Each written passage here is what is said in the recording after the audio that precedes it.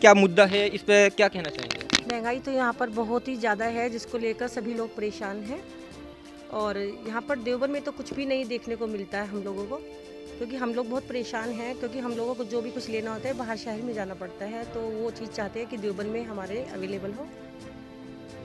अभी ऐसे कैसे देखते हैं, जैसे मैंने बतलाया था कार्यक्रम के शुरू में, देवबंद नगर के अंदर हमारे कोई भी मतलब मनोरंजन का साधन नहीं है। लोग समय घर में जो हाउस वाइफ हैं, घर में रहने वाले लोग हैं, वो समय कैसे पास करते हैं, उनका समय कैसे कटता है? बस वो किचन में ही अपना समय पास करती हैं। इससे अच्छा तो मनोरंजन है ही नहीं कोई। अच्छा, तो आप ये भी जानना चाहेंगे, अभी जैसे निकाय चुनाव है, क्या मुद्दे हैं आपके? जी, हम ये चाहते हैं जो भी कोई चेयरमैन, जो भी कोई आता है वो अच्छा काम करे, लेकिन हमको लगता नहीं है कोई जो भी आता है अच्छा काम करता है, कोई अच्छा काम नहीं करता, हमें खुशी नहीं मिलती उनसे। अच्छा, एक ये भी जानना चाहेंगे मैम, अभी वर्तमान में जो सरकार है, प्रदेश में सरकार हो या केंद्र में सरकार हो, ठीक है, धर्म को लेके बड़ी बातें होती हैं।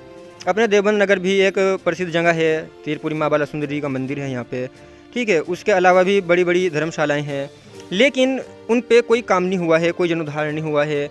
किसी ऐसा एक पैलेस नहीं बना जाए जो मतलब जहाँ पे जिसकी वजह से लोग आएँ, ऐसा कोई कार्य नहीं हुआ है नगर में। इस पे क्या कोई मांग रखना चाहेंगे या क्या कहना चाहेंगे, क्या होना चाहिए? अभी गीता भवन भी है, उसको लेके भी विवाद का केंद्र है, भी गीता भवन भी अपना, ठीक है, रामलीला ग्राउंड हो अपना, वहाँ भी काम नहीं हो पाया और मतलब कुछ खास नहीं हुआ। एक बार निर्माण हुआ था, उसके बाद कोई निर्माण नहीं हुआ।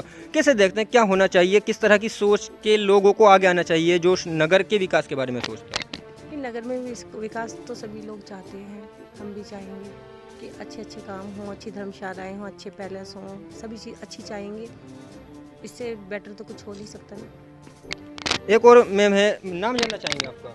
हाय, इट्स एडवोकेट मुस्कान शर्मा। मुस्कान शर्मा जी, ये जानना चाहेंगे अभी नगर में जो चुनाव है उसको कैसे देखते हैं और क्या मुद्दे होने चाहिए, महिलाओं को लेकर कैसे मुद्दे हैं नगर में? देखिए, फर्स्टली प्रायोरिटी जो होती है वो वुमेन एम्पावरमेंट की होती है। सेकेंडली ये है कि जो काम करने वाला सीनियर सिटीज़न हो, जिनको पहले से ही पता हो कि किसके सुख दुख में कैसे खड़ा होना है, मेनली तो वही आना चाहिए। क्योंकि आप न्यू कमर्स को खड़ा करेंगे, वो 10-15 साल वैसे ही लगा देंगे नगर पालिका को समझने में, और करप्शन इतना ज़्यादा बढ़ चुका है, उसको समझते समझते लोगों के घर लूट जाएंगे। सो बेटर है कि वो लोग आएँ जिन्होंने जो ज़मीन से जुड़े हुए लोग हों, जिनको काम करने का सलीका आता हो। तो आप देखा होगा, ठीक है, उसमें आपने क्या देखा है देवबंद में किस तरह के कार्य होने चाहिए थे जो नहीं हो पाए? देखिए, पिछले सालों में हमने चेयरमैन्स तो फॉर श्योर नहीं देखे हैं। सभासद हमारे वार्ड के तो अच्छे थे, उन्होंने काम भी किया है, बट मेनली क्या है, जो ओवरऑल हम शहर की ग्रोथ देखते हैं वो हमारे टाउन में अभी तक नहीं हुई है, जिसके लिए हमें हर एंटरटेनमेंट के लिए भी बाहर जाना पड़ता है, for which I personally feel that we need development for our town. तो क्या संदेश है आपका नगर के लोगों को? जो भी आए अच्छा कैंडिडेट चुनिए, जिसको काम करना आता हो, जिसको लोगों की परेशानियां समझ में आती हो, जिनको ये दिखता हो कि शहर में वाकई में ही लोग सफ़र कर रहे हैं, और अगर उनको वो समझ आएगा तो ऑब्वियस सी बात है वो अच्छे से काम करेंगे भी। आप जैसे एडवोकेट हैं, ठीक है, नगर में महिलाओं को लेकर सुरक्षा का कैसा मुद्दा है और किस कंडीशन में है महिलाएं नगर में? जैसे देश भर से खबरें आती हैं, अत्याचार महिलाओं के साथ होता रहता है, उत्पीड़न का शिकार महिलाएं रहती हैं, अपने नगर में कैसी कंडीशन है? देखिए, हमारे नगर में लोग काफ़ी अच्छे हैं, वेल एजुकेटेड भी हैं, बहुत अच्छा स्तर है एजुकेशन का। तो मेनली ये है कि अगर फॉर सिक्योरिटी रीज़न आप बोलें तो मैं खुद भी बाहर रहती हूँ, तो मुझे एज सच कोई ख़तरा नहीं लगता है यहाँ पे, तो सेफ्टी पर्पज़ से लिए हमारा एरिया काफ़ी ठीक है। ठीक है, वापस से त्याल साहब के पास आएंगे, जानेंगे। सर, अभी जितने लोगों ने जो बातें कही हैं उसमें एक बात कहीं ना कहीं ये सब लोगों की शिकायत है कि विकास नहीं हुआ है, ठीक है, और अगर विकास नहीं हुआ है तो इसमें कहीं ना कहीं जनता की भी माना जाता है, लोग शिकायत नहीं करते। अभी हमारे पास बहुत सारी शिकायतें आती हैं, चाहे वो राशन को लेके हो, चाहे वो कागजी विवाद हो, किसी भी तरह के मुद्दे हों, लोग शिकायत करने से भी डरते हैं। थानों में जाते हुए लोगों को डर लगता है, पुलिस वालों का अगर फ़ोन आ जाए लोगों के पास तो उनकी हवा ख़राब हो जाती है, ठीक है। तो ये जागरूकता के संविधान, कानून, प्रशासन, शासन सब जनता के लिए है, ऐसी जागरूकता अपने नगर में देखने में नहीं आती। ये शहर की विडंबना है कि कुछ चाटुकार, और मैं नाम नहीं लेना चाहता, वो लोग इतने सक्रिय हैं क्योंकि वो अधिकारियों की और इनके संपर्क में आके वो अपने तक ही सीमित रखना चाहते हैं। नहीं तो अधिकारी का काम है जनता की सेवा करना, वो वेतन लेते हैं इस चीज़ का। और जनता लोकतंत्र में पूर्णतः मालिक है। और एजुकेशन का जो स्तर है वो स्तर जो है यहाँ के लोग वैसे तो अच्छा पढ़ रहे हैं, सब काम कर रहे हैं, लेकिन वो लोकतंत्र को नहीं पढ़ पाए कि लोकतंत्र में आम आदमी की क्या भूमिका है, उसके क्या राइट्स हैं। अगर लोगों को अपने राइट्स पता चल जाए तो उसका कभी भी शोषण नहीं हो सकता। और हम वही जागरूक करने के लिए इस फाउंडेशन के माध्यम से आगे आए हैं। और अगर कैंडिडेट कोई अच्छा शहर को नहीं मिला तो संस्था हर वार्ड में और शहर में अपना कैंडिडेट देगी, और अगर अच्छा हुआ तो उसे समर्थन देगी, नहीं तो संस्था अपना कैंडिडेट लड़ाएगी। सर विज़न क्या है संस्था का? ये जो आपने संस्था बनाई है शाश्वत फाउंडेशन, ठीक है, जिसके बैनर तले आज आपने प्रोग्राम भी रखा है चाय पे चर्चा, ठीक है, क्या विज़न है आपका? ये संस्था तो 20 साल पुरानी है और ये नेचर से, पर्यावरण और पोल्यूशन कंट्रोल के लिए काम करती रही है, प्राकृतिक उद्देश्य के लिए।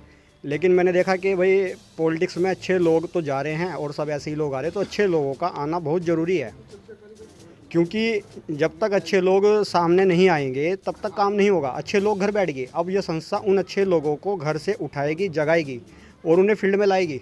पहले बहुत अच्छे लोग थे, बाबू नरेश। सर जागरूकता की जब बात आती है तो फिर बात उकसाने वाली भी आती है। अब हाल की जो राजनीति है उसमें अभी आपको याद होगा आजम खान साहब बड़े नेता हैं एक, ठीक है, उन पर कल भी एक मुकदमा लिखा गया है। उन्होंने भड़काऊ भाषण दे दिया था पुलिस वालों के बारे में, उन्होंने अभद्र भाषा बोल दी थी और उन्होंने मतलब जो भी कुछ बोला था वो मैं दोहराना नहीं चाहता, ठीक है। इसी तरह दोनों तरफ से ये ऐसे कहते हैं दोनों तरफ से आग बराबर लगी हुई है, ठीक है। तो इसको कैसे देखते हैं, इसके बारे में जनता को कैसे जागरूक होना चाहिए कि कोई कुछ भी बोल रहा है उसके भड़काए में नहीं आना है?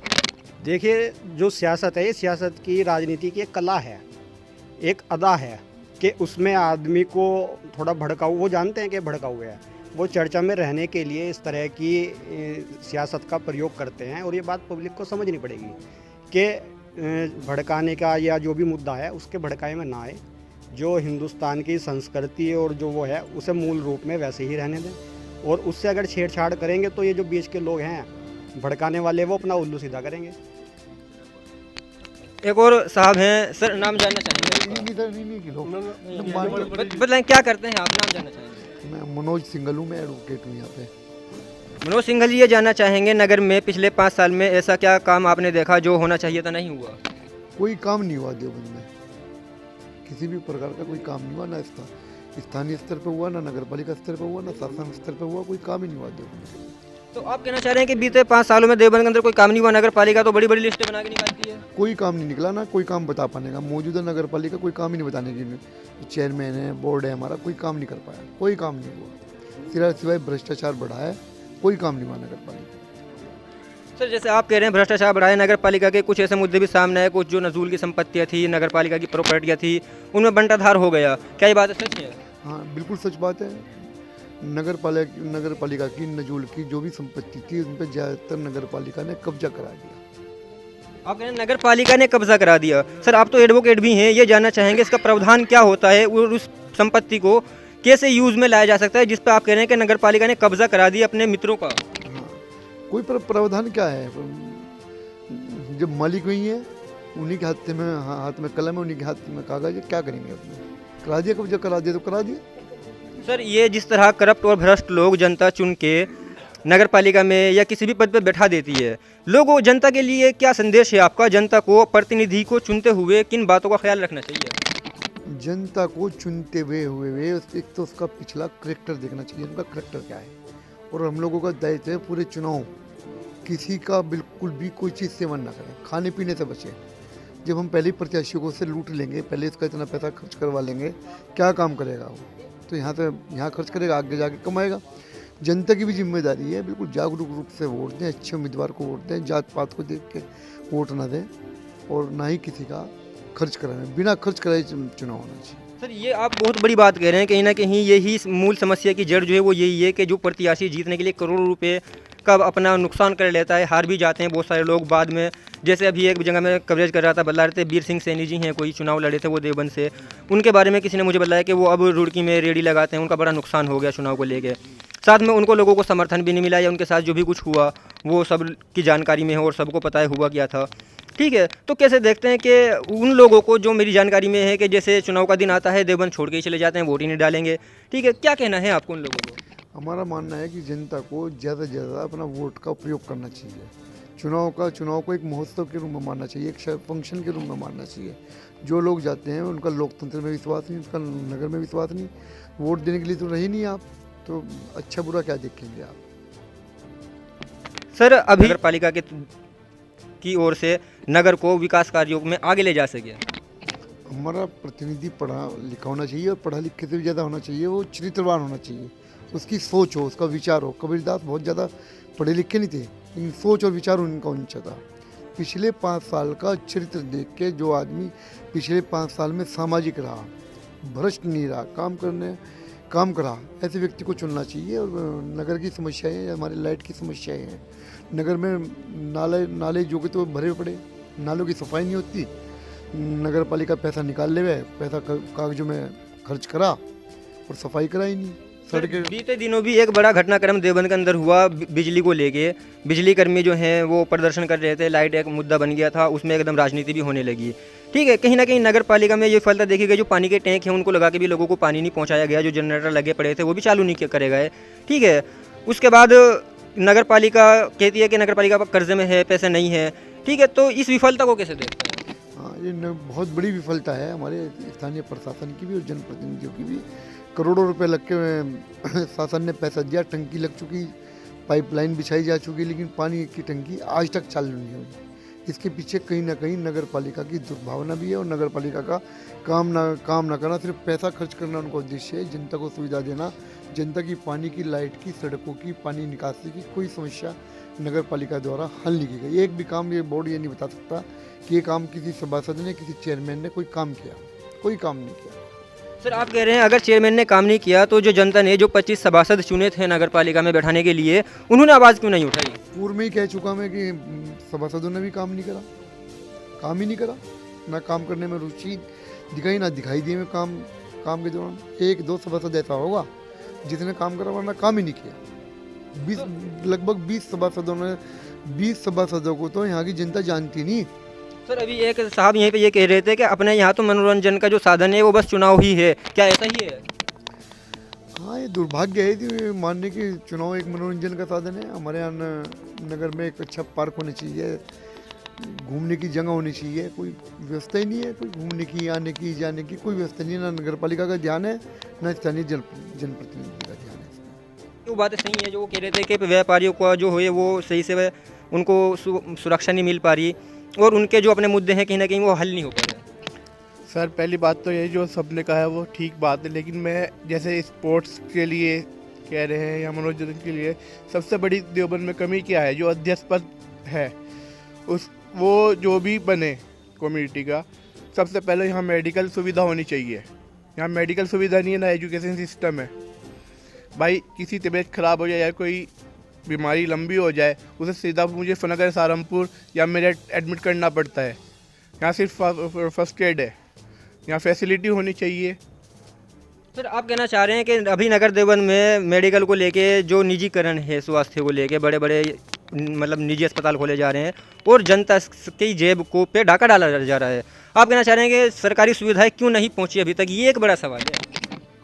सर इस बारे में सर मैं क्या कह सकता हूँ, क्योंकि मेरा इतना कहा जाता है मतलब देश के अंदर सन 2014 से भाजपा की सरकार है और भाजपा की सरकार ने बड़े बड़े कीर्तिमान गढ़े हैं विकास कार्यों में। तो देवबंद की जो बॉडी है या देवबंद के जो भाजपा के लोग हैं, क्या वो काम करा नहीं पाए? सर वे कोशिश में लगे हुए, जब आगे से सुविधा मिलेगी तो वे यहाँ फैसिलिटी देंगे, लेकिन यहाँ नगर पालिका को भी चाहिए उनके साथ मदद करें, उनकी हेल्प करें।